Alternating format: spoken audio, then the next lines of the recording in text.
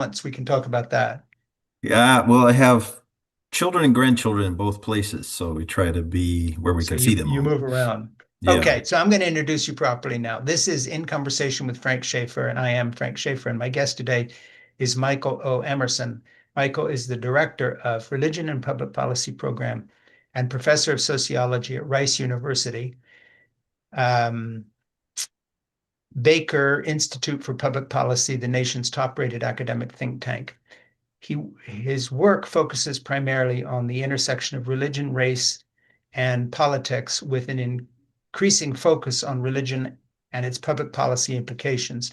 He has authored or co-authored 16 books and over 100 other publications and has received over $8 million in research grants to fund his work. His book with our friend Christian Smith is what we're talking about today. Um, and I want you to hold it up, Michael, because as I said, I've done all mine on Kindle. And can you tell us the title and the subtitle? Yeah, Divided by Faith. And then the subtitle, Evangelical Religion and the Problem of Race in America. Yeah, and we're going to make it our June offering on it. Our It Has to Be Read book club. So I'm going to ask you to subscribe on YouTube right now if you're watching on YouTube Live or later when it's recorded, and also on Spotify and Apple Podcasts. It helps us when you subscribe. And to my Substack, It Has to Be Said page at frankschaeffer.substack.com, where all my commentaries are premiered, and then they go on YouTube after that. You can follow my new project at thegospelofzip.com, and you can also support our work by making a tax-deductible donation at georgebailey.org, which is the foundation that produces and funds this podcast. So I'm going to ask you a question first because the book is co-authored. So tell me first about that relationship. Um, how did you and Christian Smith meet? What is your relationship? How did you get together to write a book? I'm interested in that history because I'm a fan of his and I've read 4 of his books, interviewed him twice. He's interviewed me once. And I think we're interviewing you because he recommended you, which is why we're There we talking. go. Yeah, there we go. Yeah, so he and I met about 30 years ago because we were on a research project together studying evangelicals in the United States. And out of that project, my specialty was race and religion, so I focused on this book. But we've worked on many projects together over the years. Yeah, in the book, I was mentioning this before we started. You say, I think, is it in the forward or the acknowledgments or somewhere that if anybody has a problem with this book, blame you because it's mostly your book. And so the first question is, if that's the case, then what was Christian's role in the book, and how did you really divide the work up? I've co-authored 2 books, one with my Marine son, Keeping Faith, a father-son story about love in the United States Marine Corps. That's whatever 15, 20 years old, and then another book with Kathy Roth Touquet, who was in the White House at the time with the Clinton administration. We did another book together on why uh, people outside the elite, the elite families don't provide many recruits to the military. People don't volunteer, sort of on that class divide, and we did that together.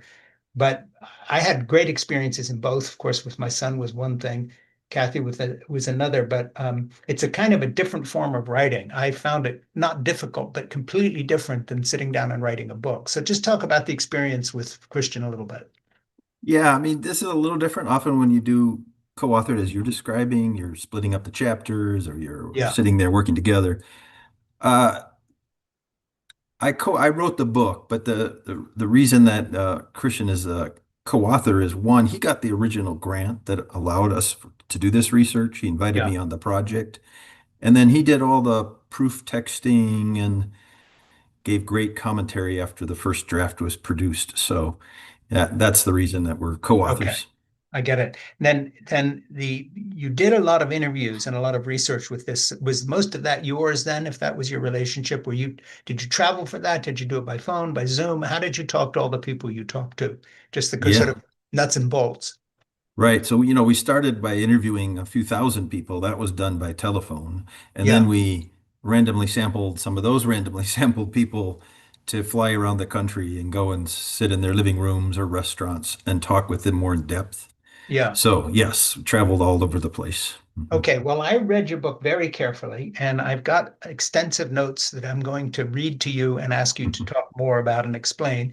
I'm going to ask you to tolerate the fact that I pull them out of context because I'm asking you to explain them, and also out of order. So there's sometimes I'll put something from later in the book together with something earlier in the book.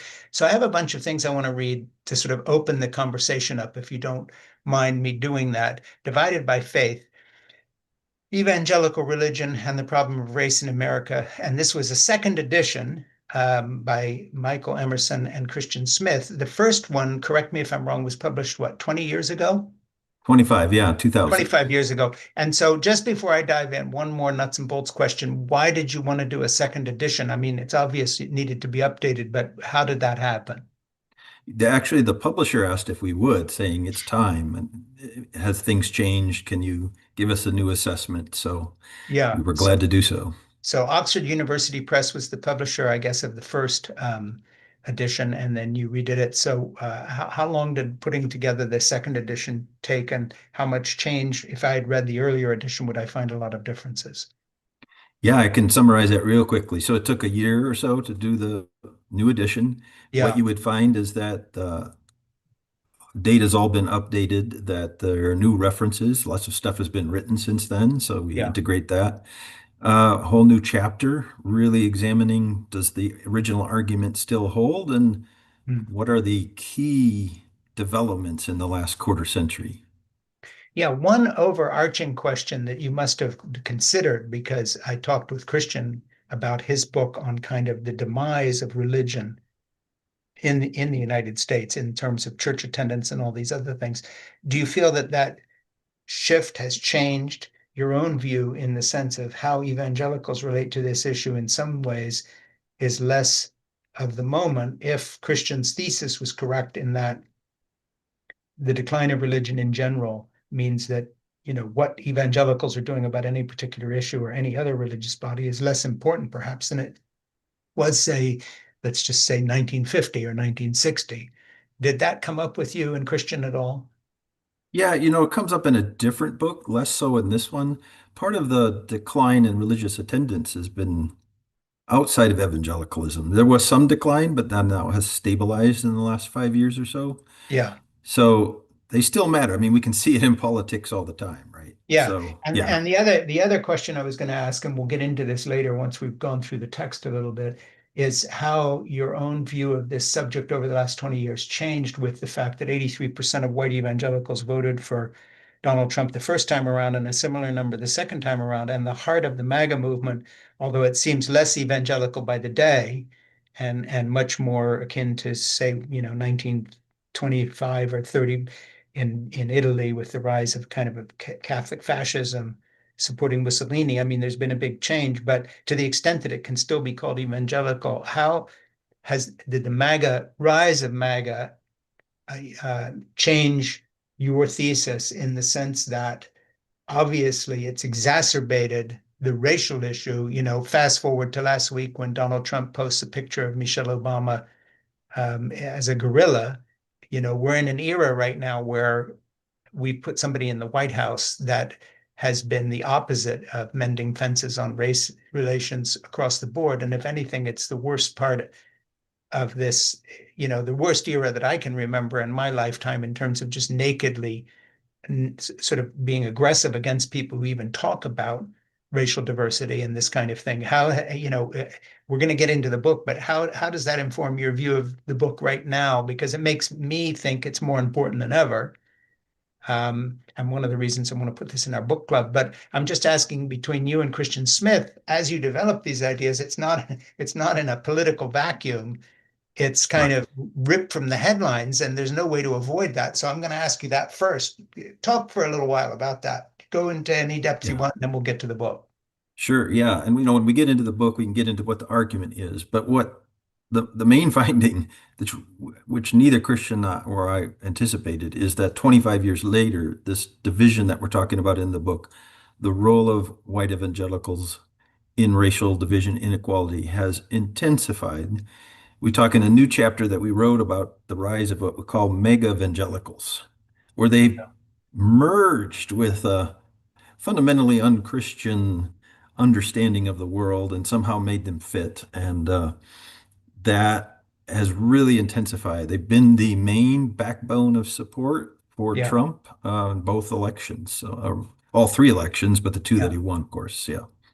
Yeah, I mean, give you a little personal background from me as a context for you to understand where some of these questions are coming from. I was raised by an evangelical father and mother who became, international evangelical stars that when the New York Times did an article on a memoir I wrote, they said, Frank Schaeffer comes from evangelical royalty, was the way they put it. But Very one famous thing, parents, yes. yeah, very famous parents. But here's an interesting thing. I walked away from that background and and I'm in a very different place, I guess you could say spiritually and intellectually today.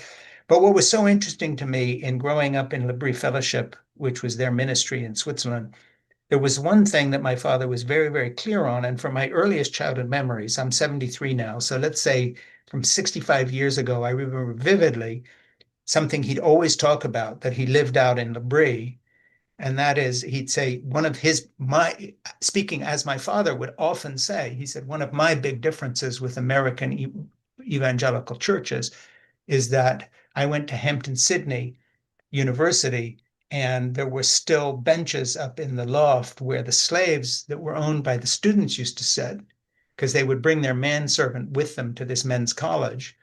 And he said, from that time on, when I was there, I refused to go to chapel there because the school had never repented of that background. And so I went to a local black church. And I'm talking about my dad in the 1950s as a white evangelical. And he said, one of the reasons I left the evangelical mainstream in America was their racism. And what's interesting is my father was very conservative in many areas, a real Bible believing fundamentalist. Billy Graham was one of our family friends. We knew everybody you've ever heard of in the evangelical world in that time came through.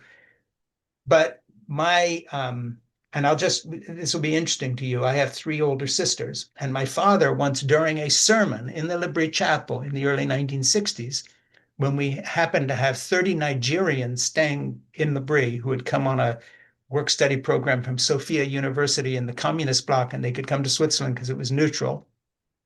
He in his sermon said, I am so far from where American evangelicals are on race. I just want to say that if any of my daughters happen to fall in love with a black man, I would be proud to marry them in this chapel. And he Mm. said this in early 1960s. It took me decades of living in the American evangelical experience once I moved here in 1980 as his nepotistic sidekick son who was speaking to understand that my dad was a one-off when it came to this. Nobody else was talking like this. And we had a steady stream of Black Americans coming through L'Abri. Sylvester Jacobs, who became a very famous photographer and lived in London, I remember him telling me, and this would have been maybe 1967, your father's the only white Christian leader I've ever met that actually treats me the way Jesus would have. And Dad performed his interracial wedding to his British white wife in our chapel.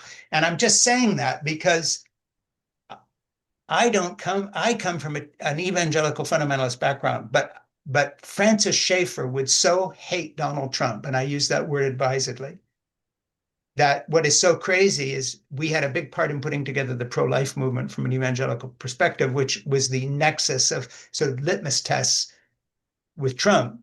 And for anybody interested out there, if you ever wonder what Francis Schaeffer would think about Donald Trump, it would be just absolute disgust on this one issue alone, not to mention other things. So my brand of evangelical Christianity that I was raised with is as far away from the American grounded racism in the church that your book sort of dissects very well and very accurately.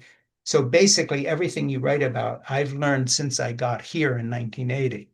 Because in L'Abri, it was genuinely interracial. So you talk about how upper class white Christians and white Americans are more open to desegregation, but we all live in very segregated communities because of Yep. education and income. Well, I grew up in a genuinely integrated community. At any given moment in L'Abri, there were probably about 10, 20, 30% Black students from Africa and Americans who came through. And when I left all that, I found out how atypical that was. Hmm.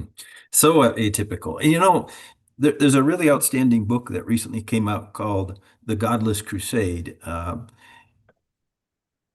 He tries to look at the US and then I believe it's Germany and France or Belgium and France. And he's comparing what is a larger kind of movement around the world of religious nationalist movements, Yeah, which are basically anti-immigrant and all of that. yeah, And what he finds that is unique about the US compared to the European cases is in the European cases, though practicing committed Christians and their leaders reject that view of Christian nationalism. yeah, But in the US, they're the main supporters of it. yeah. Hence their support of Trump. Yeah. So very different. Well, that has a lot to do with the history you write about, because obviously, given that we have southern states that come from that background and then northern states that were equally racist in their own ways, all the way up into including you talking about Whitfield and these people who, we'll get into this. It's a completely different history. So the U.S. is Absolutely. sort of unique that way. Okay, so we're going to get into the book here. I'm going to read from something here. Uh, Studying race and religion together was rare when we originally wrote Divided by Faith, especially in the social sciences. In the last 25 years, however, new and fascinating work on race and religion has developed that challenges, complements, and nuances our original findings. Um, as sociologists Grace Yukich and Penny Edgell, you put two words in here that I can't pronounce. Did I say their names right? You did right. Yeah, absolutely. Okay, aptly put it, religion is raced. In the time since the first publication of Divided by Faith, various scholars have wondered whether the issue is a limited evangelical cultural toolkit or whether instead or in addition, the problem is actually a white racial ideology, read as racism and white superiority, that stymies white evangelical efforts towards racial justice. So that's early in the book. And then you go on and say these two explanations are not mutually exclusive, but share a fluid, mutually influential relationship. And then, of course, there's more. But let's talk about that influential relationship first. Explain a little bit what you're talking about. Yeah, so let me just set up the argument for those who aren't familiar with it. And I would imagine that's probably most listeners right now. So, well, we are asking evangelicalism as a movement and as a people. It seems to it sometimes want to address racial division. It's been active, but what we're arguing is that the way they go about it can't work, won't work, and then we talk about why. So, evangelicals, white evangelicals in America have a particular toolkit, and they use those tools to understand the world. So they start with what we call accountable free will individualism. Three big words, but they all fit together. So we are evangelicals, whites are focused on individualism, comes from directly from theology. How do I become a Christian? How do I become saved? I have a direct relationship with Jesus Christ, and I have to make that decision. I'm accountable for that. I can say no, I can say yes. That's my free will. But whatever decision I make, I am held accountable for it. So from that, then how do you have change? How do you build community? That's the second evangelical cultural tool of relationalism. Mm-hmm. That just means it's one person at a time, one heart at a time. That's how you change things. That's how you do anything. And then from that follows their third and final one, which we call anti-structuralism, that anything that has to do with laws, policies, things that are beyond individuals and their relationships are seen as false or things that get in the way of true change. So when you apply that to race, you get a very, very narrow understanding of how to deal with that. Okay, so what we argue in the book is that using those cultural tools is leading white evangelicals far astray from actually addressing racial issues in the US. And it even leads them to overtly and openly oppose like any government solutions, any kind of structural or social solutions. They just don't believe in it. Yeah. The counter argument is, oh, it just white evangelicals are just more racist than everybody. Our counter to that is always, even if that's true, why is that true? We are helping you understand what is really going on inside a movement, that is profound and large and matters a great deal in our country. Yeah, and I found, the book incredibly instructive that way. And you talk about your methods here again near the opening. You say we rely on a variety of data sources in writing this book, including much primary data we collected ourselves. We conducted a national survey of more than 2,500 Americans using random sampling methods. And you mentioned that earlier, but let's talk a little bit about that. First of all, I know that Christian has made similar studies in related to some of his other books in talking with people, but in terms of the methodology, what discipline does that come from? Is that sociology, anthropology, history? I mean, from what perspective were you writing? Just talk a little bit about your own academic chops and his, and Yeah. how they came together on this. Because, I read a lot of books, but I've never interviewed 2,000 people to do it. Right, right. That's its Yeah, own we are thing.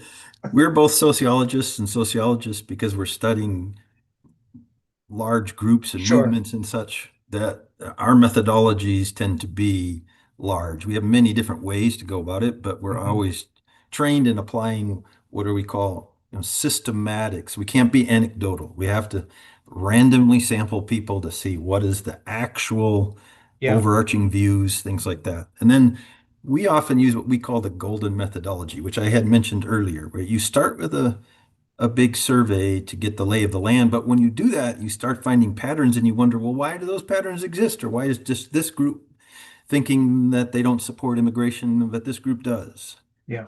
And then we follow that up then by going in talking to those folks and asking them that to try to get more nuance and detail.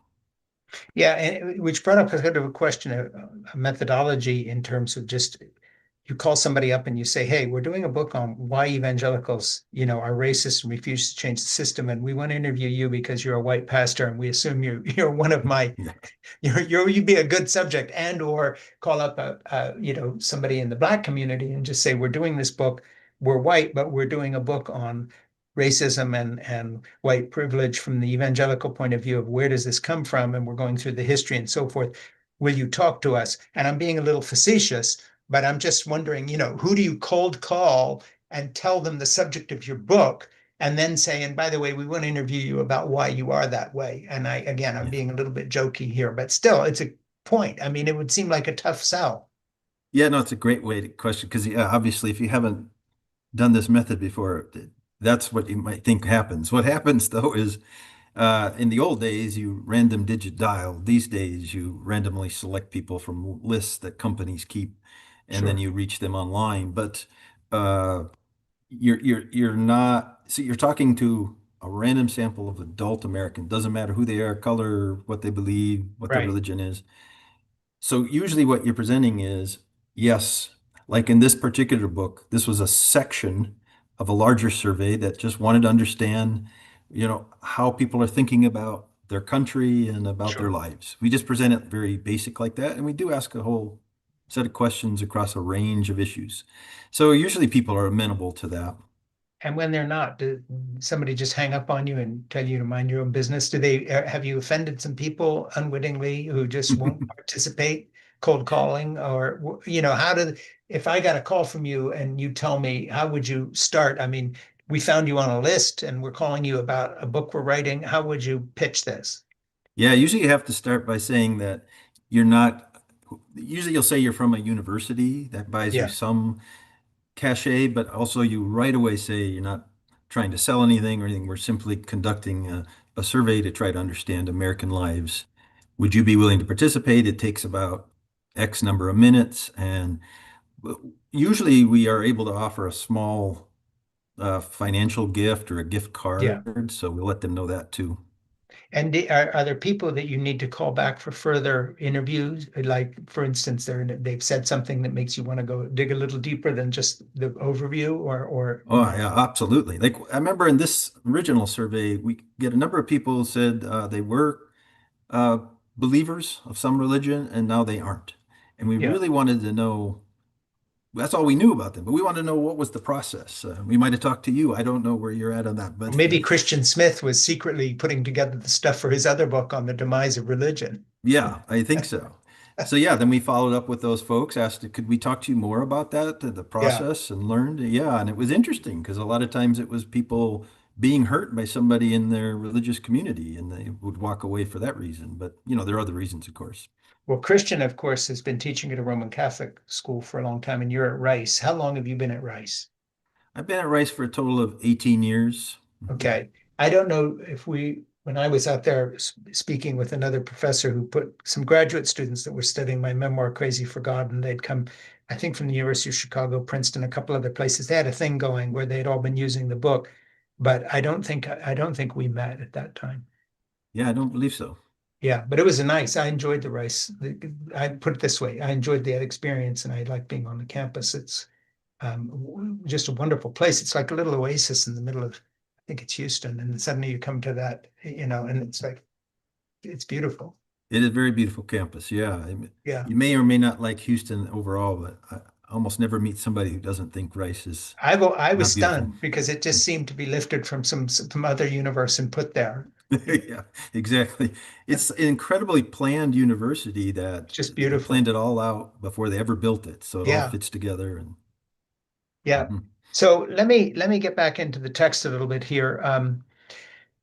Go on to the next section here.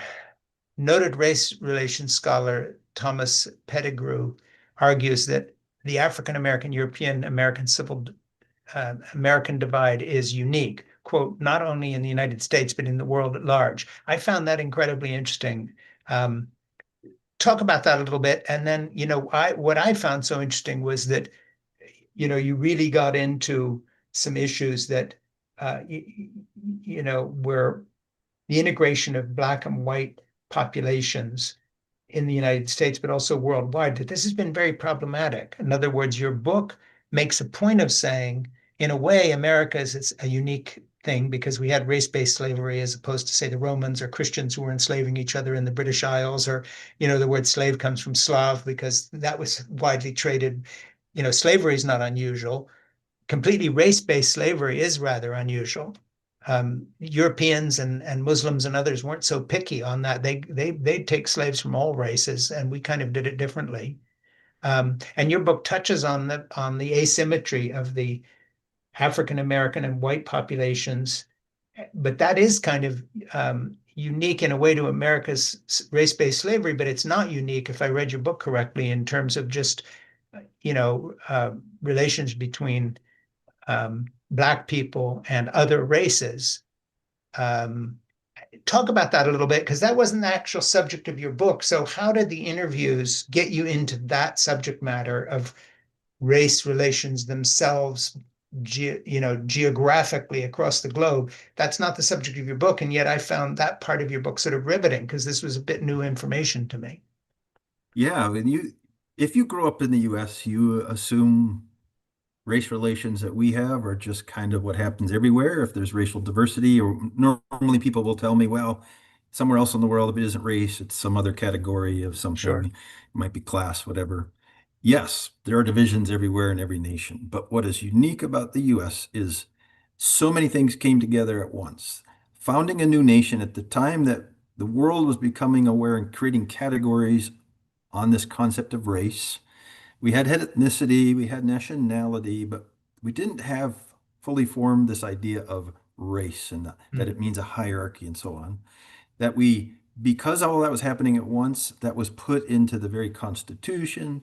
We created something that most places had never done before, what we call chattel slavery, that you're not just a slave for a time and then you're freed, or for your lifetime and your children are freed. No, slavery is passed on in our system. mm, It's permanent unless there's some major disruption, which is what had to happen.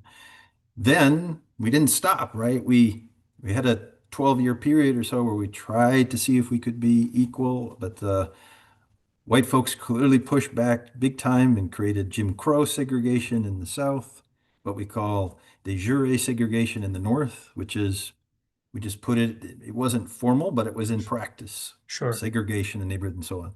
So it's the extent, the length, the depth of it.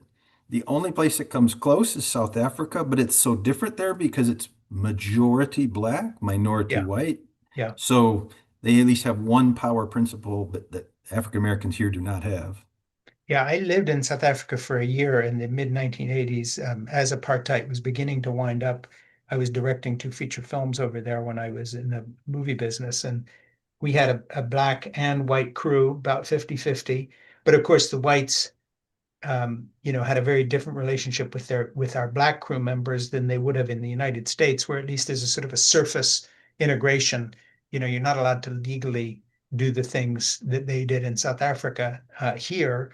But then on the other hand, our kids were at an illegal high school that some of the white South African leaders had put their kids in, even though it was illegal because it was mixed race, because they knew it was going away and they wanted their kids to have friendships with upper class, wealthy black families.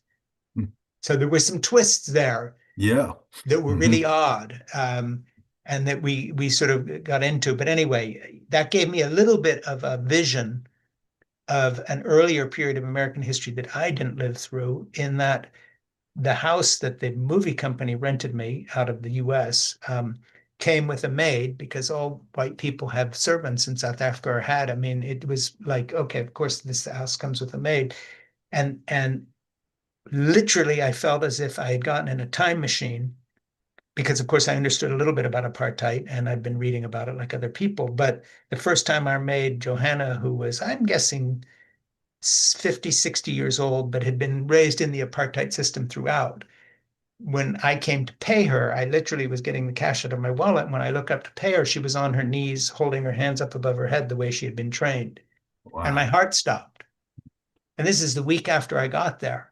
So I found that we were paying her less than her bus fare to Alexander Township, because we were paying her what the South Africans said you could pay. And of course, we fixed all that. Jeannie and I did, and we would invite her to eat with us, and she never would. She brought her Hmm. own dishes and would go out and sit on the floor in the garage, as if she would be punished by someone for doing what we would consider perfectly normal in another context. And then there were times, literally, I felt just ill, because you would run into the relate. It was as if I visited a slave estate in Georgia 150 years ago. Yeah. So I have actually lived in, I had a little window of living in a slave culture Hmm. and being the white master, and being called master, by the way, with Oh, a my with word. an elderly woman on her knees holding her hands up the way she'd been taught since girlhood, to show respect to the white master. And try as I would, she never called me Frank or even Mr. Schaeffer. It was master the whole time. So that especially the older generation in the apartheid era just shocked me awake and made me look at this country differently, as in, you know, like I say, it was like getting in a time machine. And it left me incredible. Jeannie and I came back, and our teenage kids who were with us, have never been the same since, Hmm. because you never look at any racial issue the same when you've time traveled into the slave era. Wow, I cannot imagine. It Yeah. was really great. It was really something. I mean, I've never actually talked about this in any place, because I mean, I think Hmm. in my memoir I talked about it a little bit, but that year in South Africa absolutely changed the way I see the world around me, because it's one thing to read about it. But to see it, yes. Yeah. So anyway, was a get back to the book. Most non-white Americans, because they are a smaller percentage of the population, are less isolated from pluralism. This is perhaps in part why Otis and Wilfred see things differently from most white evangelicals. This African American Baptist man clearly expressed the role of exposure. Question: do you think our country has a race problem? Answer: does our country have a race problem? Chuckles: we have a big one. Yeah, we got a big race problem. Question: why do you think we have a race problem? Answer: because I see it every day. Like Wilfred, this man takes the answer to the question as so self evident that it strikes him as funny. This was a common response among the non isolated. And you can explain what you mean by non isolated. Such a question is perhaps akin to asking evangelicals if they believe in God. By the way, it's a great piece of writing. I mean, one of the pleasures of this book is how well you write. Oh, appreciate that. I mean, really jumps off the page. I really, it's it. it's the book is very arresting that way, and I recommend it to anybody. It's unfortunately ripped from the pages. I mean, it's as relevant as anything I've ever read to this actual moment. But Hmm. just talk about that story a little bit and unfold it for us. Who all was involved in that? One of the questions that we started with, in fact, it was the first question when we talked about race, was, do you think our country has a race problem? And for white evangelicals, most of them said, we do not. But if they did say there was, we would ask them what it is. And for them, it was people not getting along, going back to those religio-cultural tools. Or they often at the time would say, oh, people like Jesse Jackson, they make their living off of there being racial division, so they have to say there is. Yeah, So when we talk to mostly people of color, but also unisolated white folks, I'll get back to that in a moment. Just as you read that they, it was a funny question to them. Like, of course we have a race problem. Like, why are you asking that? Yeah, it's hilarious because it's so yeah, obvious. And as I said, I live it every day. I see it.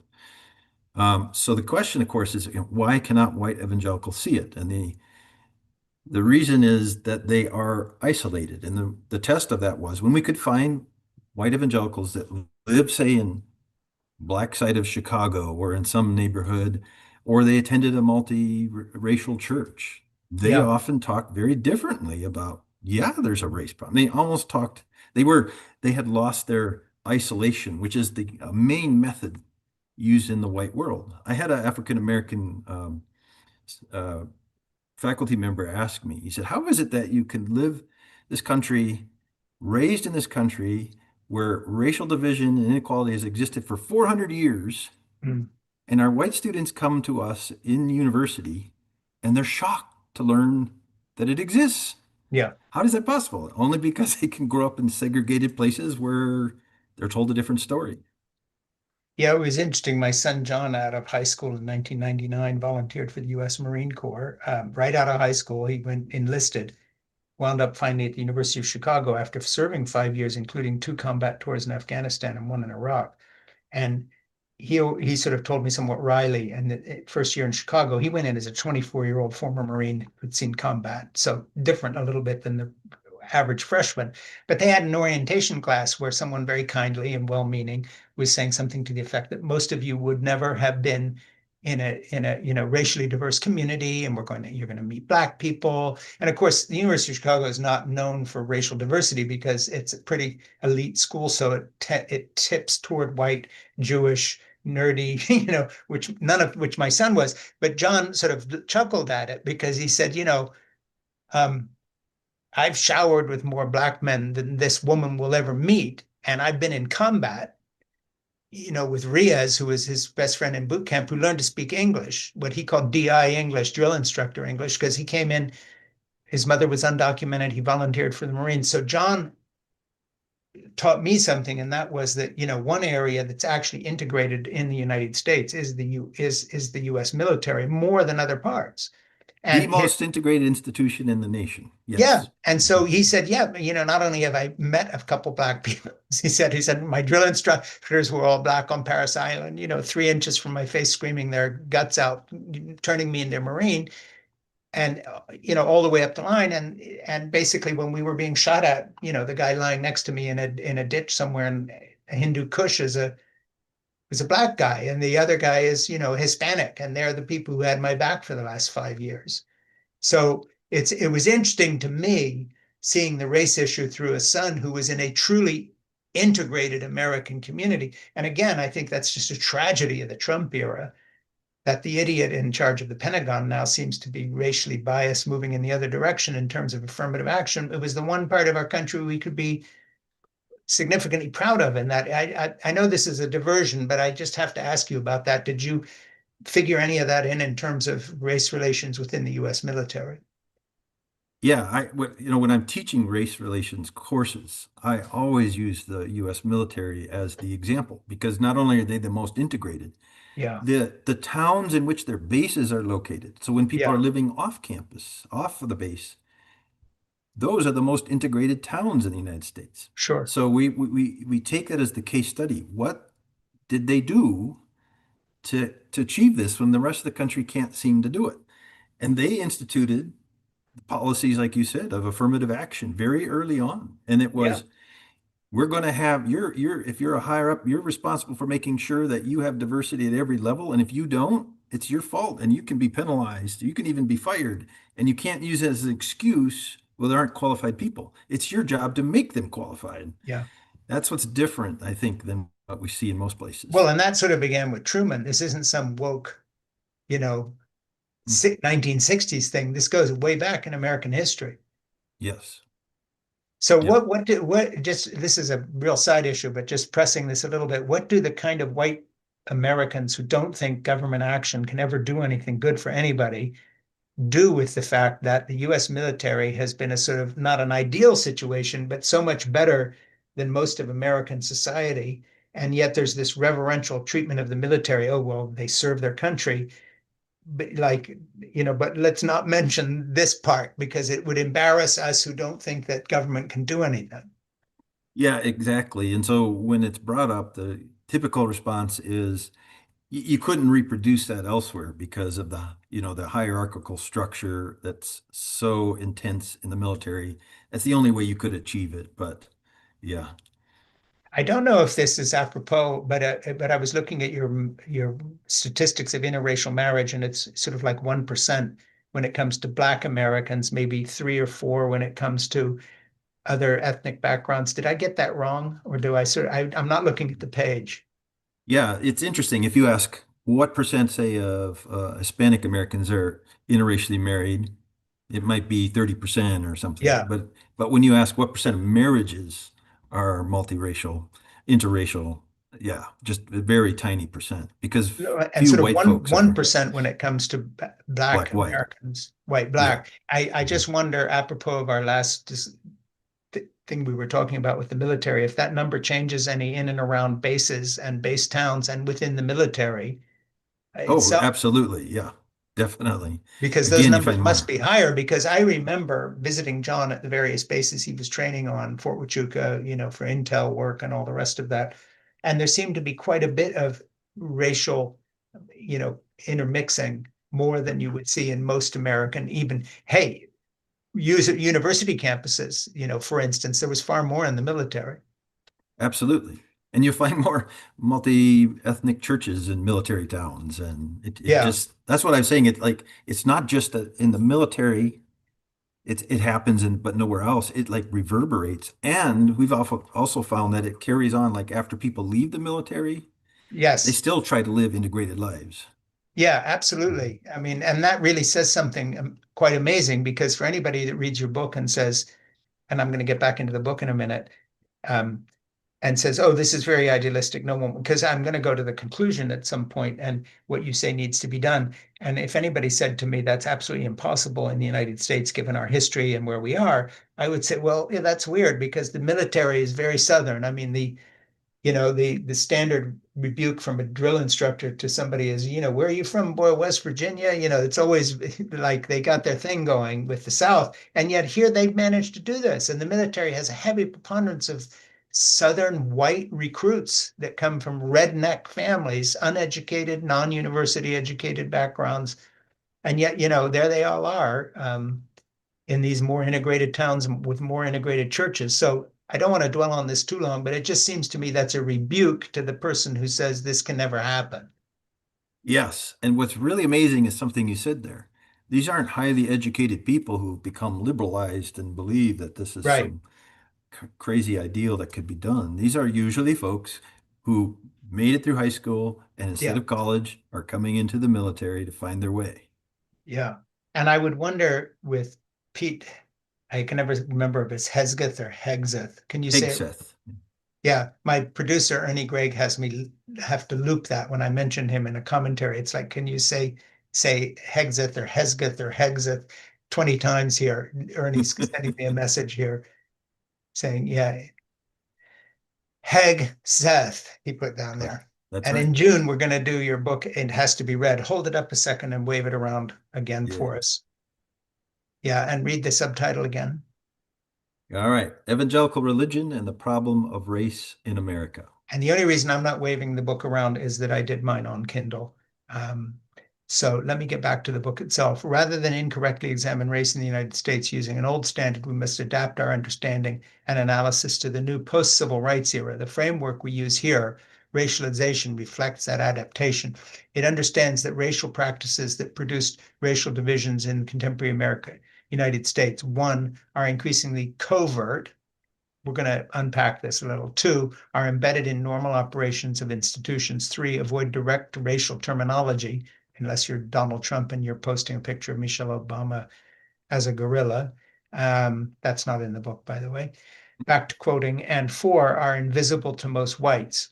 It understands that racism is not mere individual overt prejudice or the free-floating irrational driver of race problems, but the collective misuse of power that results in diminished life opportunities for some racial groups and increased life opportunities for others. So I want to go back to one point when you say are invisible to most whites.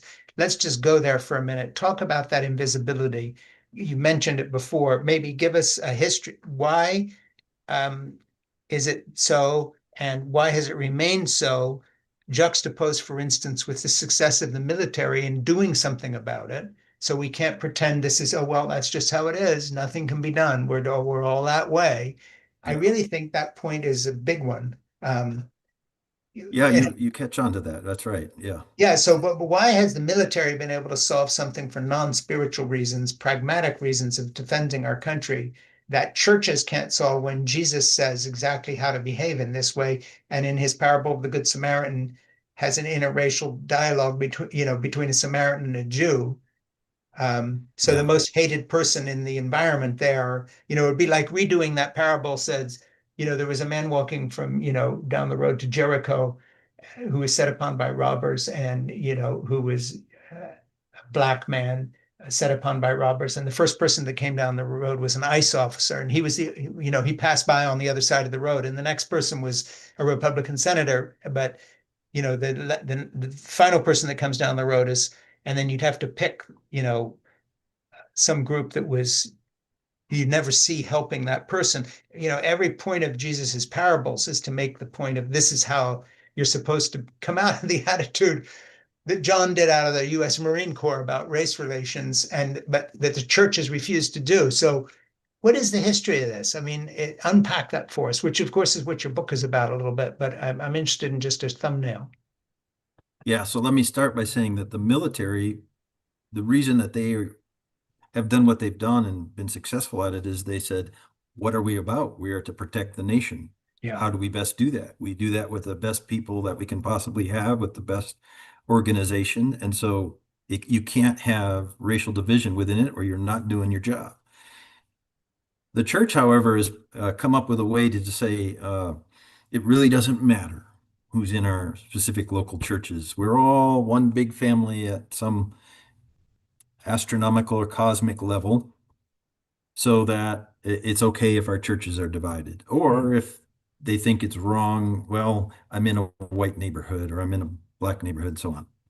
So it's found a way to justify division. How does it do that? And this is part of the issue that we're saying why it's invisible to most whites.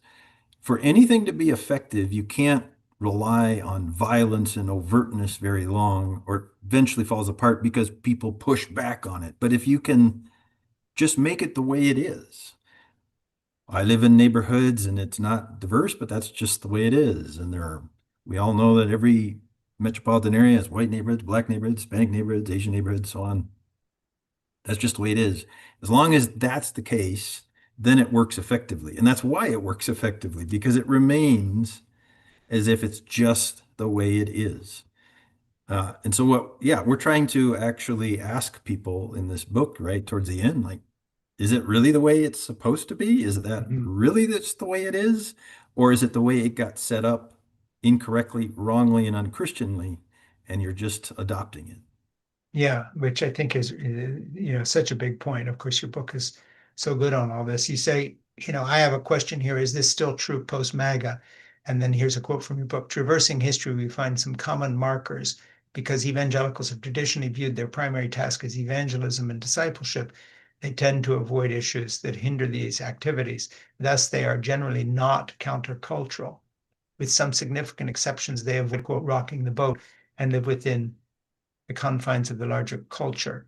Um, and I would just say that one of the things I did with that and Dr. Koop, who became Surgeon General back in the 1970s and early 1980s, is we made a film series called Whatever Happened to the Human Race that sort of became a touchstone for the beginning of the evangelical pro-life movement. But Yeah. interestingly enough, our big fight at that time was with evangelical leaders like Billy Graham, who wouldn't join our cause because of exactly what you write about. We were asking them to become part of what we were doing, but their answer was, we avoid this because we don't want to rock the boat. And as Billy Graham said to Dad and I when we met with him a couple times in person, look, I've been called to preach Jesus. And this is nothing to do with that. And the editorial board of Christianity Today magazine back in the mid 1970s refused to take a stand on abortion. Now, I'm pro choice at this point, and I've left that environment. But that said, they were so true to the don't rock the boat uh, way of doing things that when it came to the litmus test issues that we were trying to pitch them, it took Jerry Falwell and the far right saying, yeah, but wait a minute, this is a good fundraising tool. Plus, segregation in our churches has failed. And so we need something new. So let's go after the gays and after abortion and women's rights because we can re identify ourselves the way Randall Bulmer talks about in his books by doing this. But until we started to press some of those buttons, we couldn't get evangelicals on board with the anti abortion movement at the beginning and this is a very weird, convoluted thing, but I've actually seen evidence of this for something that became an issue when it then took off with them. But before that, it was a non-starter for the That's same reason. remarkable. Is as you said, it became the litmus test, right? Yeah, it But became the litmus test. But notice what didn't become the litmus test was, what would Jesus want us to do with the black guy who just got stopped in a traffic stop when I drove on through? I mean, that's the question that the white community doesn't want to ask.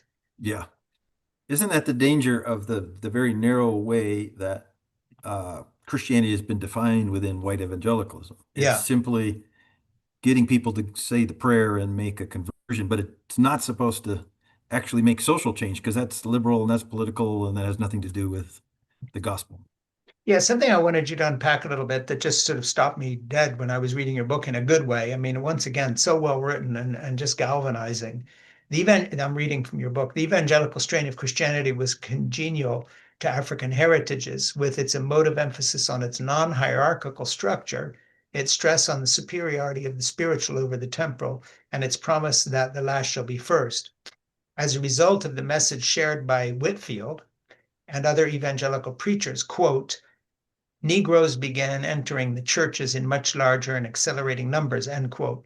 At the same time that Whitefield preached his message of radical equality in Christ and shared the salvation message with slaves, he was a supporter of slavery.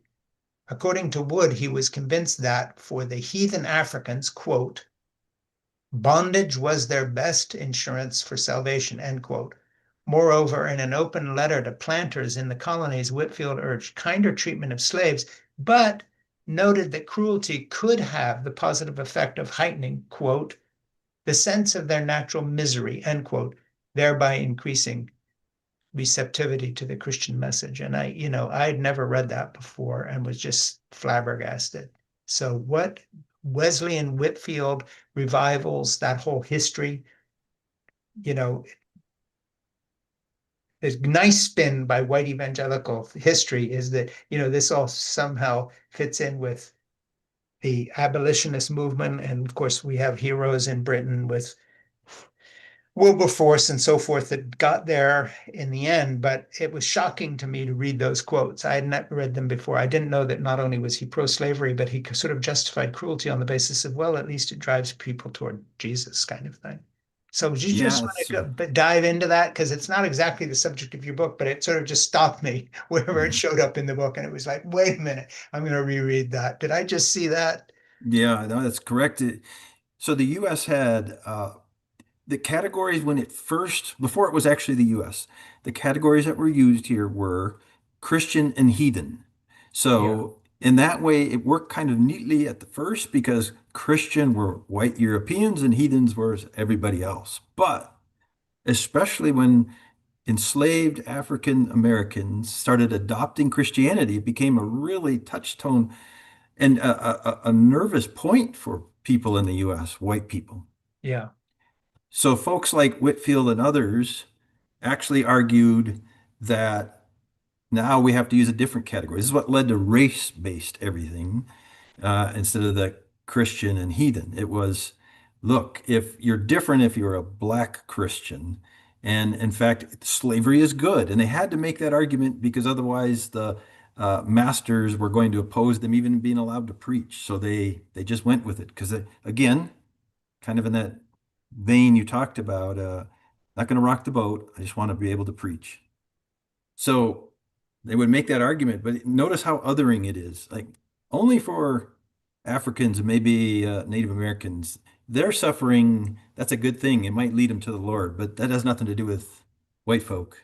We don't need that suffering. It's so unequal and so racist. Flabbergasting too. Yeah, just flabbergasting. But You write, should any doubt the validity of their pro-slavery beliefs, anecdotal evidence from slaves could be mustered. For example, a slave named William Grimes, wanting to avoid joining a new master in Georgia, prayed that God would allow him to break his leg so he might be left behind.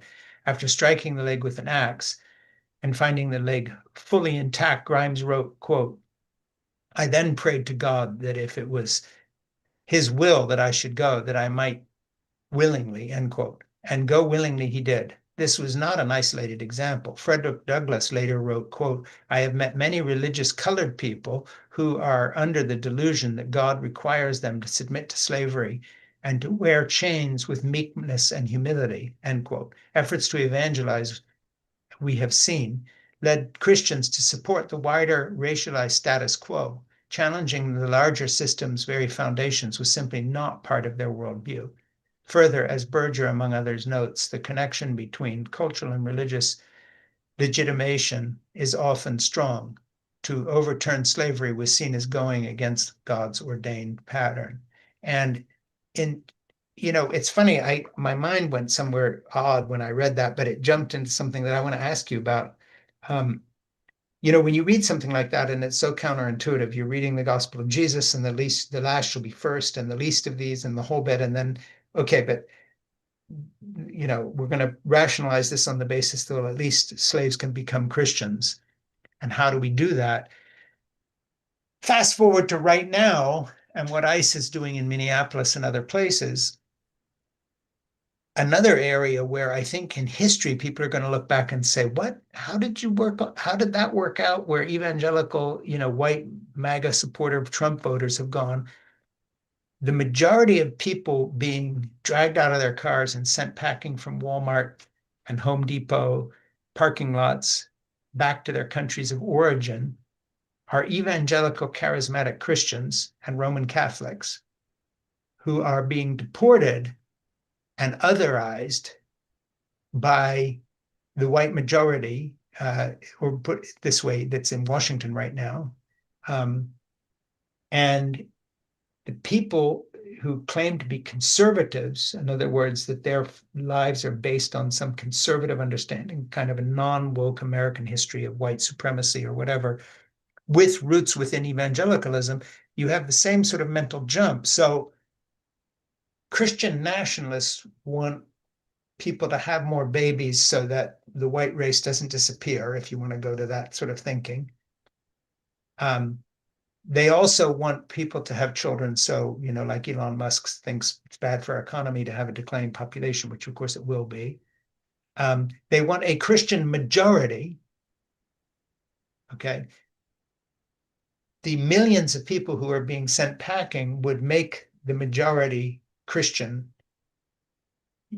with the decline of faith in the white ruling class university going public. It just seemed to me when I was reading those passages about slavery and that kind of counterintuitive doublethink, kind of Orwellian way to put it together, that in the present tense, we have exactly the same thing going on. We claim we want a Christian country if we are Christian nationalists. So why are we loading people who next Sunday all will be in church if we left them to themselves? and throwing them on buses and putting them in detention centers along with their children.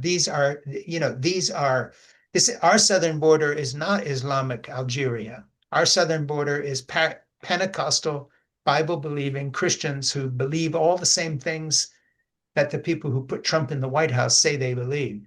Yeah. So what do you go figure? Yeah. If you had a Christian culture, you would be welcoming these people in, saying, "Great, less Jews, less atheists, less Hindus. These are all Christians." And of course, that's not how I think, but that's what you would say if you were a true Christian nationalist. So That's maybe right. they're not Christian nationalists because you'd have to have a multicultural society at that point and multiracial, wouldn't you? Yes. And so that hits the very crux of it all. I have another book called The Religion of Whiteness. And in that book, which also recently came out, we actually try to put things to the test where people can choose kind of biblical Christianity Mhm. or what wanting a white nation, what you would want. So we actually give them Bible verses and say, do you believe that Bible verse or not? And when it has something to do with immigrants or so on, all Christian groups support it and says, yeah, that's what the Bible says, except for practicing white Christians. They say that's not what the Bible says. And I can go on and on, but what's really happening, right, is a purge to create a white nation. Yeah. Christian is the term used to mean culturally white. It's happening in Europe there as well. Like we're trying to purge and to say we're going to be true French, Yeah. and they'll use Christian symbols, but what they're really meaning is white people and the heritage that was Christian. Because, yeah, what an irony that you're deporting Christians. Well, and we have a very basic difference with Europe because often my liberal friends, and I consider myself to be a liberal, but they get edgy and scared if you start talking about people like Charles Martel and the consistent push up to the gates of Vienna, and all the rest of this. I'm not saying it's an excuse for Islamophobia, but let's be honest here. The European Christian relationship to the Islamic countries is fraught and has been since the 7th century, back and forth. Okay. Mhm. We don't have that excuse with our southern border. These are Mm-mm. literally Bible believing Christians who want to buy into the American system, including starting a Hispanic church down the road. Mhm. Or the Brazilians coming, Brazil is about a third now Pentecostal Christian, and even and more all the time. We interviewed two wonderful directors who made Apocalypse in the Tropics, which was Oscar nominated for a documentary on how American evangelical white Christianity infected the the anti the white the right wing movement that tried to overthrow the elected government and so forth. Um, Oscar shortlisted, not nominated. But the fact of the matter is, I just think that the talking about ripping the mask off. There are a few places where the truth becomes undeniable, and one of them is the difference between Europe and America is we don't have the excuse of, well, wait a minute, we don't want a Muslim invasion. These are your Christian brothers and sisters in Christ who believe exactly what you believe. And here's the ultimate irony of all the evangelical parts of the movement that put Trump in the White House most enthusiastically, like Paula White and these other people who whisper in his ear. They're not only coming from an evangelical background, they're coming from the evangelical Pentecostal holiness background that all of these, their brothers and sisters in Christ from the Hispanic Latin church ascribe to. So it's not only they're Christians, they're not the wrong sort of Christians. There's no excuse. These aren't even, quote, Roman Catholics. Like I grew up, there was a divide then. These are your people. In other words, if you're a white Trump voter who put him there to reverse Roe v. Wade and put prayer back in schools and the Ten Commandments on the wall, the person that that Miller has just thrown into the back of a van and deported is going to church exactly like your church, who Yeah. believes exactly the same thing. So And there's it's not just I was gonna say, it's not just even like south of a border. People might be thinking, well, what about immigrants from India or Africa or China? yeah, Every single case, every yeah, nation, the percent of people that immigrate from whatever country, the percent who are Christian coming to the US, is substantially higher than the percent in their own country. Yes. So, right, maybe 2% of people in India are Christian, but 50% of who come here are Christian. Like they're attracted to that. And then lots convert to Christianity once they're here. I mean, still today, only 7% of all Americans are some religion other than Christianity. That's Yeah. tiny. Yeah. You talk you have, and I'm going to ask you why. My question here is explain why you included this story. I mean, not that I thought it was a bad idea. I'm just interested in it. A white evangelical um, and racial reconciliation. The story of Curtis DeYoung. Curtis DeYoung is a white man who headed several multiracial reconciliation organizations. He is the author of multiple books on reconciliation, including two in the 1990s, Coming Together, the Bible's Message. In an age of diversity and reconciliation, our greatest challenge, our only hope. So, you include quite a few people, but um, you kind of went out of your way to talk about him a bit. And I was just curious about a little more on that. Yeah, we wanted a case where you could really see how somebody can be a white evangelical, raised in it, committed to it, remaining in it, but thinking very, very differently about issues of race and why does that happen? And you get to see in his life how he becomes a non-isolated white evangelical and how that completely transforms his understanding and opens his eyes to what's really happening. Yeah. You in sort of the conclusion of the book that I'd make it a little synopsis here, you have a section called Where Can We Go From Here? What would sociologists like ourselves suggest as avenues for moving forward? This is not a how-to book, but we can suggest a few overarching directions. We recommend thinking about social life across three levels, all of which shape us. The first level is the micro level.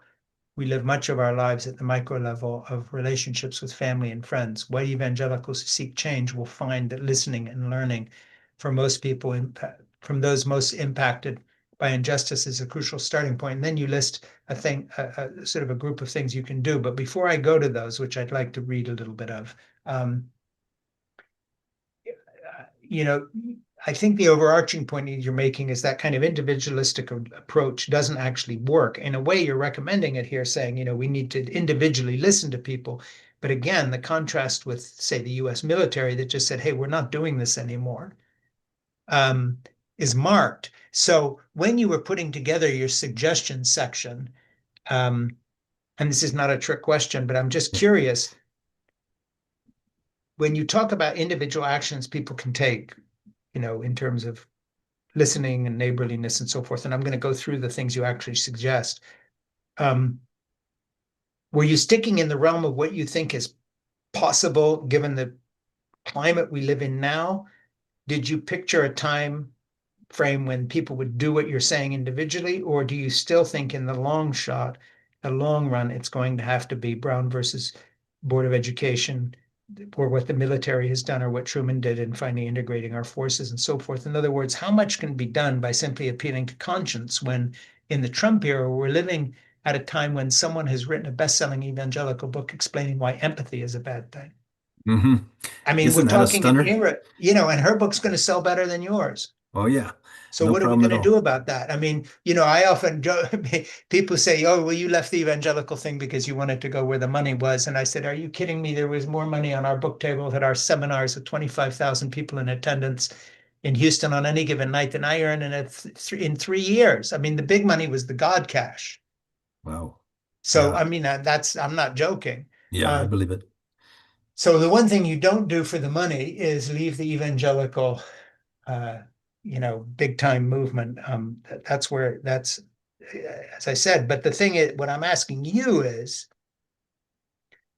in the suggestion section of your book, how far, where do we have to be historically different than where we're at this afternoon with Trump sitting in the White House or what's left of it, um, and where we are today? Because it would have seemed to me that, 20 or 30 years ago, I would have been more optimistic reading the conclusion of your book than I am today. Yeah. And so I mean to be not facetious exactly, but just to talk as it not like a polite host here, but like in what lifetime would you see anybody doing any of these things? Yeah. So at the micro level, we'll talk about the other levels. It's not the answer. but it is can be part of an answer, right? And what the problem is at the micro level, and all we're trying to suggest here is if evangelicals, white evangelicals are reading this, Yeah, that is not enough to say make a friend across race. If that's all you think you're going to do, then you've got to do one more thing, which you're not doing. yeah, Listen to what that non-white person is telling you and believe it. yeah. And they're not doing that. So we're at least asking if that's all you're going to do, you got to do that. Is that going to But be the just change? to No. interject one thing there, and I'm curious, and I'm going to go through your list of suggestions. So I'm not going to short circuit this. I really want to do it. But I find exactly the same thing when I interview someone like a woman writer who comes from an abusive background or whatever, and she's saying, of course, the problem with a lot of these Christians is they just won't listen. So when we interview people about why the Southern Baptists, for instance, don't do things about the sexual abuse of countless women by pastors who are then just moved to another church, very much like the Roman Catholic scandals about child abuse and so forth, it's always the same story. So I'm asking you again, not as a trick question, but what chance do we have of evangelicals listening to this when they don't listen to anybody who brings something up that they don't want to deal with, including how women are treated by pastors and why does the pastor get away with it and why does the denomination defend them and why does this just multiply all the way down the line? Um, I mean, it's kind of like getting the people on Epstein's list of friends, Donald Trump, Elon Musk begging to go to his parties and so forth and so on. I mean, did these guys listen to women? No. Why are evangelicals going to listen to a black voice? Oh, I don't, they're not because they know better. And yeah, I recently had a friend I grew up with who's heard about my books and wanted to know my argument. He's an evangelical, white evangelical, and he simply said, "You're wrong." I said, 30 years of studying this, 30 years of living in multiracial communities or communities where we're the racial minority, our kids growing up that way, and all you can do is tell me I'm wrong. You don't Mhm. have to tell me why I'm wrong or, well, I don't believe your data and I don't believe your anecdotes. It's just that kind of, what do you call that? That It's all is fake just the news. hubris. It's Yeah, all it's all fake fake news. news. So yeah, Don't believe I your still lying think, eyes. Nobody shot her in the face.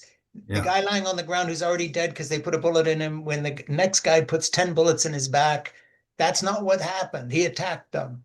right. It's the same mentality. But and I don't want to be a smartass here, but I was raised to believe this. My dad was not a racist, as I told you at the beginning of this podcast, and people don't know that as much about Francis Schaeffer. But when it came to things like going, I was put in British boarding schools, and my mother told me, remember, the Bible says something very different than science does. So if you're going to study biology, just remember, what we believe is in the Bible. So I grew up assuming that anything that countered what I thought was true was fake news. So this whole community has been groomed to reject your book Yeah. and to believe that anything, hey, we won the election, it was stolen. Okay, fine. Well, the New York Times lies. So of course that's fake news. I'll believe Donald Trump.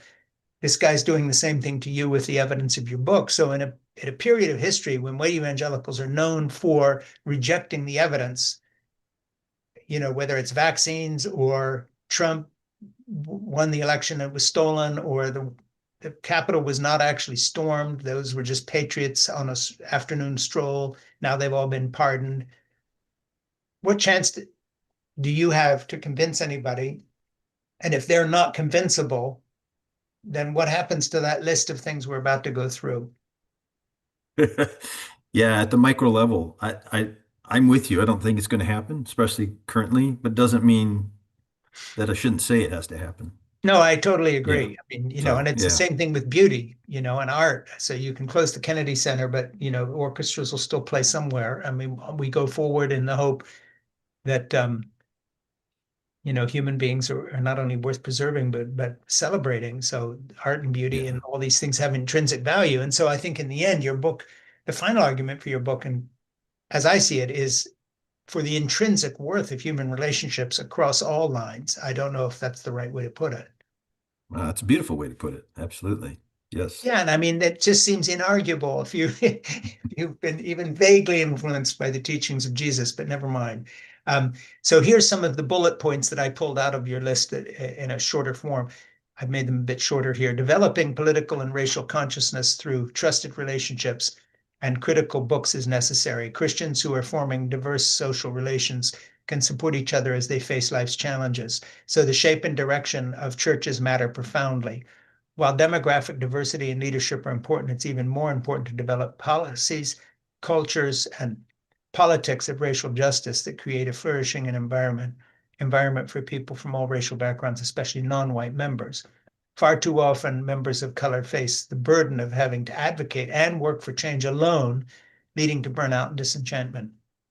Churches need to develop policies and institutional infrastructures that provide sustainability through spiritual, financial, relational, and psychological resources to pursue racial justice in the long term. Along with what is detailed in these works, we offer one of many suggestions that will take a lifetime of exploration.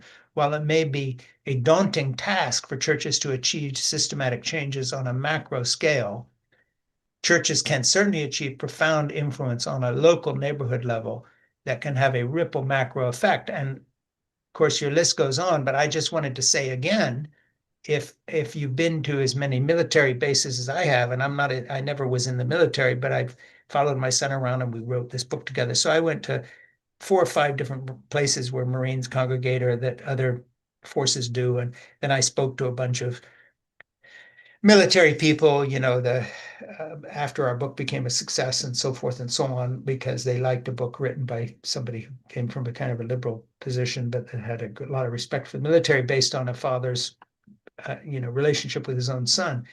So I was able, as a layperson, to do my own little research, as it were, simply by being in these places. But again, I've done a lot of public speaking, both first as an evangelical, now as a liberal, or whatever it may be. But I've never looked out at more interracial groups than I did in military bases. Then these were all actual friends. They didn't go to one place and they weren't, they had a real relationship. So for people who read your list and think it's over idealistic, again, I would toss at them, especially if they call themselves American patriots and are pro-military. Um, why are you against doing something that the US military does? Mhm. Absolutely. That's a great model to hold up. Yeah. Yeah. So Hmm. what are you doing with this book? And tell me about this next book you're writing and that's come out. When is this other book coming out? It did come out a couple months ago as well. Religion of Whiteness with a co-author named Glenn Bracey. Yeah. And what was that all about? Again, the co-authorship thing. There we actually wrote together Yeah. each and every chapter, did the research together. But that takes the next step from Divided by Faith, Mm, which is wrestling with this competition between race itself, my identity being that I am of some racial background versus I am a Christian versus yeah. the integration, that part of being Christian means I am white.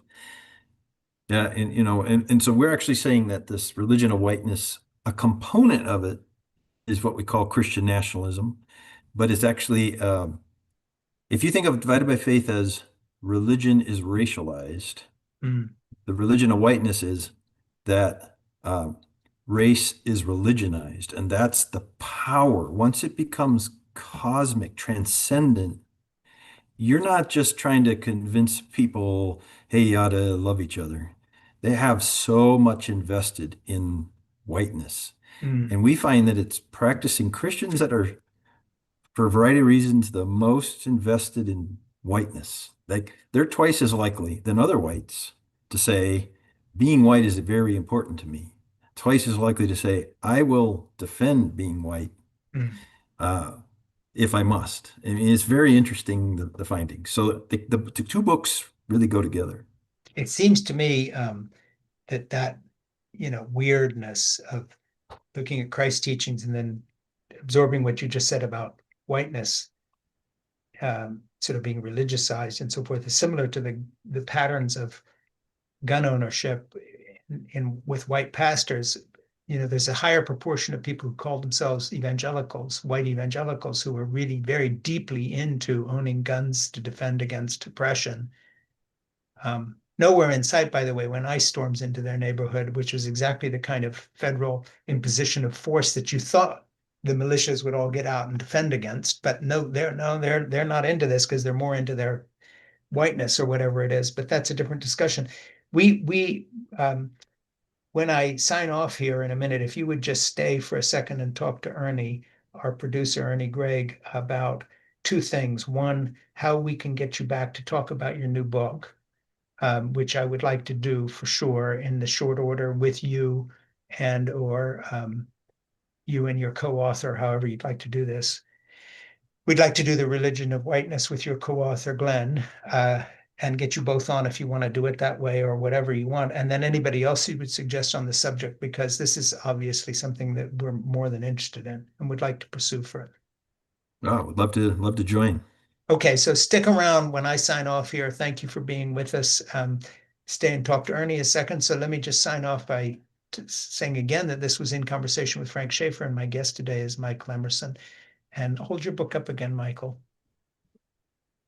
And there it is, Divided by Faith. We're going to make it our book club offering in June, and we are going to have him back very soon to talk about the religion of whiteness with your co-author, Glenn, or you alone if Glenn is not available. So, hey, Michael, thank you so much for this time. It's been an honor.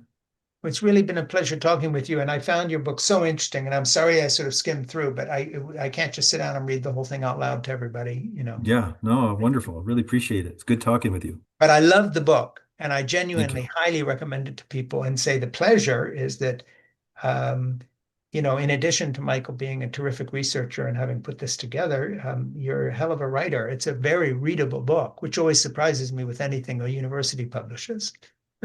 Appreciate it. I'll I take it mean, as a compliment. you're a really good writer. You're a good Thank you. storyteller. So I found the book riveting and a page turner, as well as just being mind-blowingly interesting and provoking in a real sense of, yeah, this is going to stay with me.